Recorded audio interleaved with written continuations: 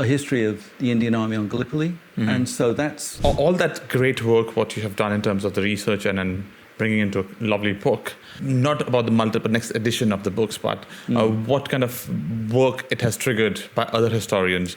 Is there a handover? Because I think this is a legacy project. Yeah. For me, how I see it as a legacy project. What's the handover here? Is it people who are picking up from here where you have left, or you are helping other historians, you're working with other historians in this space? Yeah, the historians are different to a lot of academics.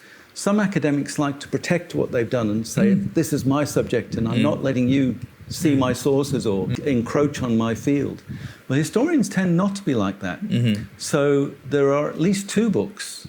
One came out in India 2 years ago, and the author's name's gone from my mind, but he was a former officer in the Indian Army, a Sikh, of course, and he's taken up the challenge to write a history of the Indian Army on Gallipoli. And so that's come out in India, and that's very important because military history is not very much pursued in India.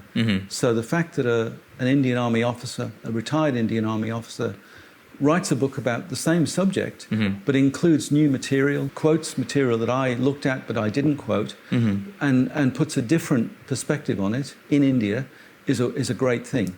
There's also, I learned last year when I went to Britain, a publisher who's also an historian, John Wilson.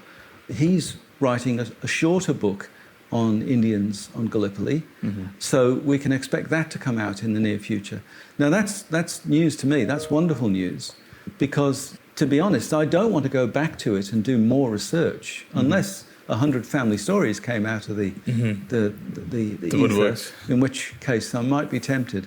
But I really want people to take it up. Oh, and then there's another project as well that a Turkish colleague of mine who used to be at the University of New South Wales, who is now in the United States. Military historians are quite mobile, Mesut Uyar, and he's doing a book called Six Armies on Gallipoli. And of course, one of those armies is the Indian Army. Now, I've done a chapter for that book, but also an Indian historian, Kaushik Roy, has also done a chapter for that book. So here's another way in which people can find out more about this aspect of Indian military history.